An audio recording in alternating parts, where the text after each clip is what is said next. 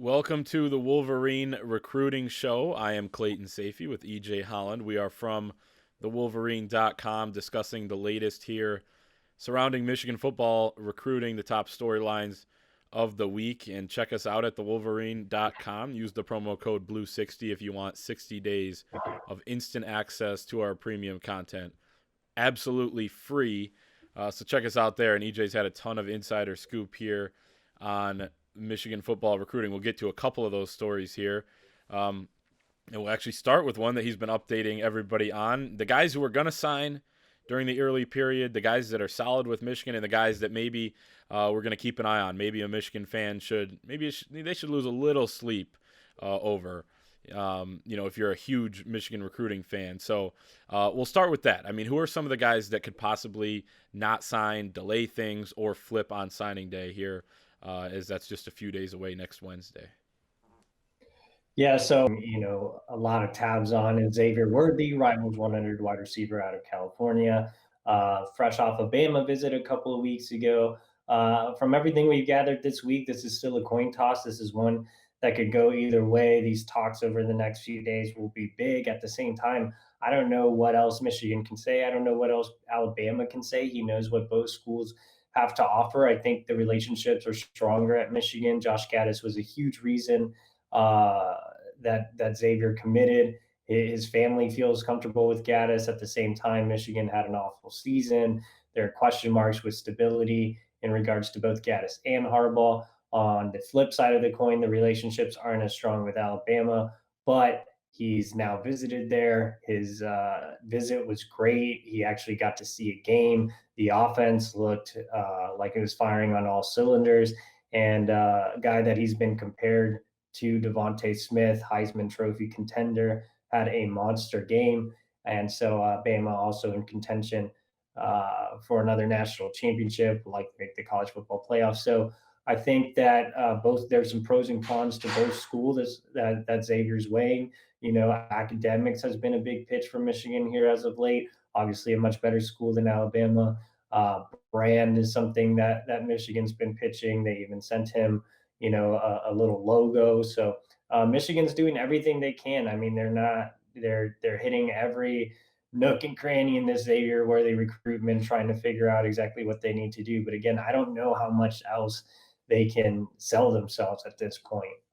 So I think right now, I would say if Xavier was forced to sign today, he would have a really, really tough time. I don't think he really knows what he's going to do at this point in the process. I know the coaches don't know what he's going to do at this point in the process on either side. So it'll be interesting to continue to follow over the next week. And, as far as other guys, the two we are not expecting to sign are linebackers Jaden Hood and Brandon Jennings from Florida. Hood has not visited and still wants to. So that's a big holdup. Brandon Jennings has visited, was supposed to be an early enrollee, now is not an early enrollee, so he's not going to sign.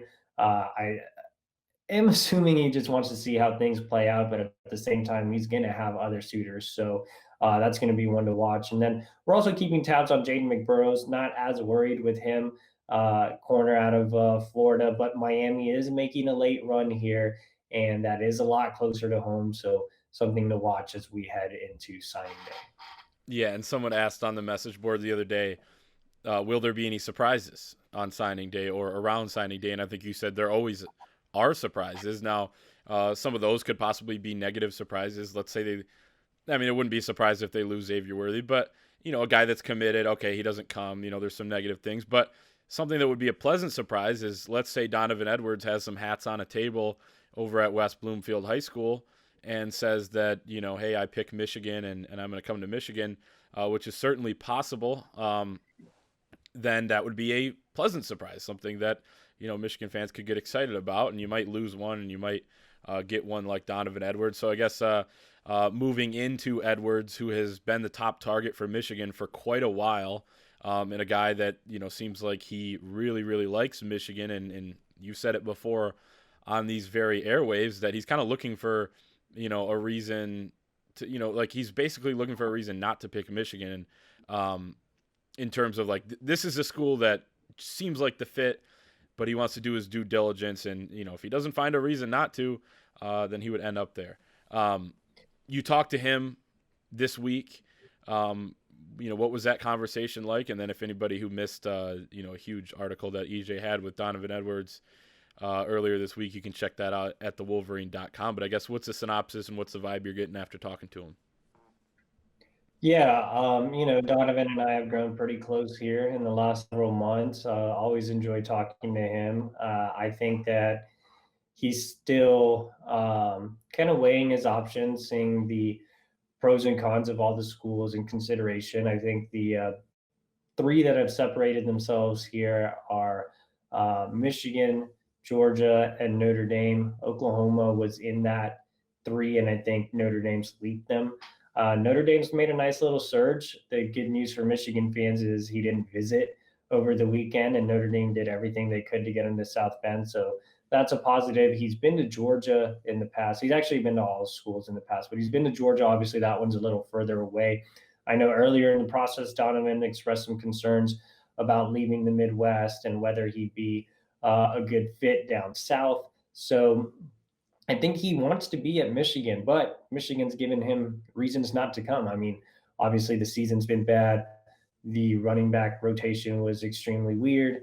The Harbaugh extension hasn't been done. So I I have a little doubt. I still have my future cast pick on Michigan, but I am pretty concerned here. If Michigan had just had a fine season, if Harbaugh wasn't under a microscope with these contract extension talks, I think he would have been at Michigan. I think he would have, silently committed, and we'd be full, steam ahead. But obviously, that did not happen, and so Donovan's a very measured kid. I think his heart is with Michigan, but I think he knows and trusts his talent, and he'd succeed at Georgia or Notre Dame, and he would make a business decision as opposed to what usually goes into a recruitment, which is not just business but fit and everything else that you want in a school and a program. So with Donovan, like I said, I would still lean Michigan. I still think he wants to be at Michigan. They've pitched him on being that guy that can change the culture, that can team up with JJ McCarthy and make a difference right away and make the offense function. And so I think he's buying into that. At the same time, Georgia and Notre Dame have a lot of stability. They've been winning some football games here. So it's going to be tough, but I do think Michigan, despite all the issues over the last couple of months, can still land Donovan Edwards here in the end. Yeah, and they've built some good relationships with Donovan Edwards, and we've talked about this before, but he kind of does feel like a Michigan kid. I've talked to him a few times and gone to a few of his games, and you've obviously talked to him a whole bunch more. Doesn't necessarily feel like a Notre Dame kid. Feels like kind of a kid that would go to Michigan, but you never know. And he's obviously a great kid with a great story, and would be a huge land on the recruiting trail for Jim Harbaugh and Michigan on Wednesday if he were to pick the Wolverines. And we've talked about this, and that was kind of the basis for, some of the commits that may be on the fence for Donovan Edwards, maybe having some doubts about Michigan. But let's just get into the fact, basically the biggest storyline surrounding Michigan right now, which is Jim Harbaugh and his future at Michigan. Only 1 year left on his deal. Basically you have to get a contract extension done. You can't go into your final year on a deal in college football and recruit. That's just the reality of it. They said they're going to talk about the extension after the season. There's been reports that they already have started some talks on it. But Jim Harbaugh is a guy that kind of is just solely focused on a season, even when he was in San Francisco, and it was clear he wasn't going to come back to the 49ers or wasn't going to, basically be allowed to come back.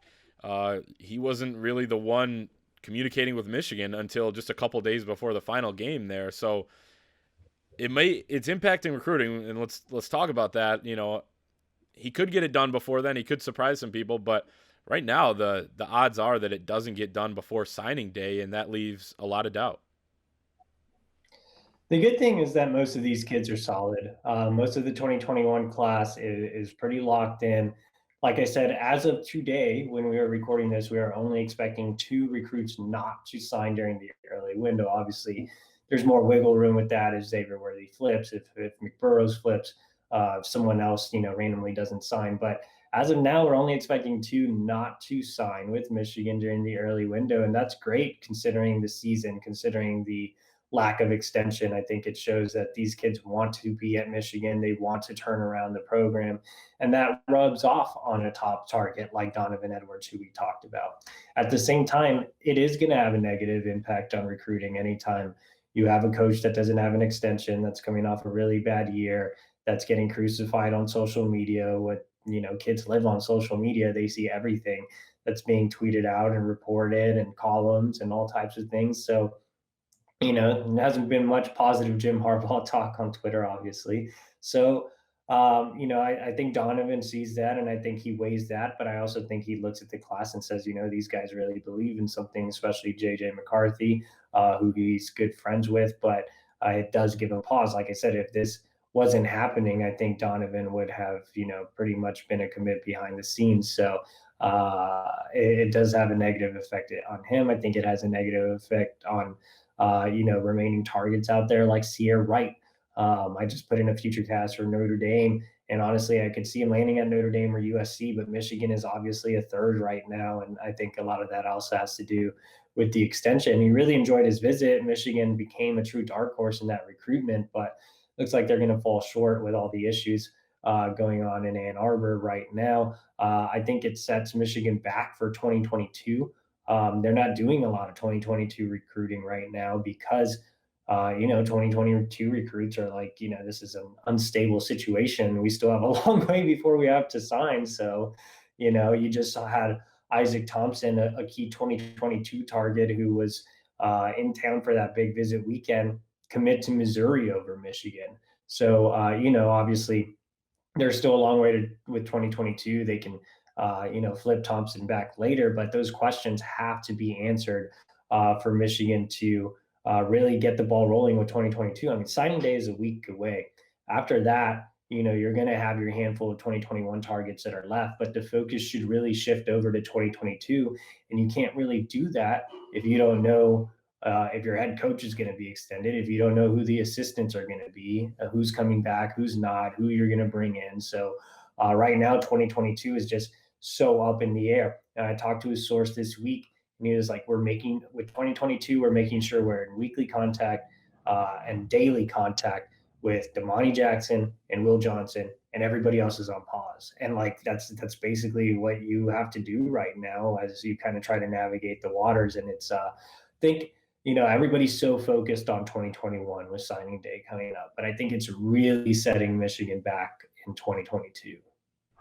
Yeah, I think that's huge. And you've kind of reported that Jim Harbaugh continues to tell recruits that he's talking to on the phone and over Zoom that he is going to be around and that he's 100% committed to Michigan.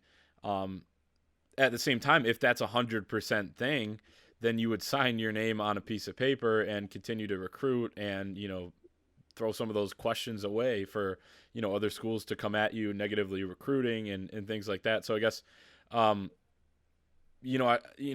they have to get it done. I guess what's your feeling about going into signing day possibly without that extension being done? Yeah, like I said, it's not going to affect the 2021 class all that much, other than the few guys that I named, just because most of the guys are locked in. I think that Harbaugh is recruiting like he's going to be here. I know there are, people saying, well, the extension is not getting done until after the season, so it's not going to get done at all. Harbaugh's recruiting like he's going to be here. I mean, he is on the phone with these guys all the time. He had a personal call with Jaden McBurrows yesterday. He's supposed to get back on the phone with Donovan Edwards and Xavier Worthy in the next couple of days. So he's recruiting like he's going to be here. I mean, they put in so much work in the last 48 hours up until Isaac Thompson committed to Missouri, and that was for a 2022 kid. And like I said, their focus really isn't on 2022 right now. So to recruit a 2022 kid that hard, knowing it's so early with 2022s, I think speaks volumes of the fact that Jim Harbaugh at least has some belief that that what he's saying is true, that he's committed to being back at Michigan. So again, I don't think it's going to affect 2021 all that much. I think it raises questions for top targets like Sierra Wright, like Donovan Edwards, like George Brooks, who we didn't mention, will also be making a signing day decision. But overall, this class seems really solid. Apparently, George Brooks will be making a signing day decision. Who knows? I was gonna say, are we really sure about that? I don't want to say that concretely, but yeah. So I feel like this class is going to stick regardless. At least the majority of it. You know, you might lose a Xavier Worthy, you might have Donovan Edwards sign elsewhere, but the guys that have been locked in look like they're going to stay locked in. Hey, if you love drama, if you like, basically a drama show, follow Michigan football recruiting in the next week here, before signing day, and then maybe a little after a week, and see how the extension plays out and how everything plays out, because in the next 7 to 10 days, we're going to know a hell of a lot more than what we know now. But it is certainly going to be dramatic. It's certainly going to be interesting. Could be a surprise or two. So we'll keep an eye on all of that. And if you like that, check us out at thewolverine.com. Use the promo code BLUE60. You get all the nightly updates on Blue Chips, which is EJ's insider scoop that he picks up each and every day, and he has a few nuggets every day, plus a ton more at thewolverine.com. So check us out, and we'll see you next time.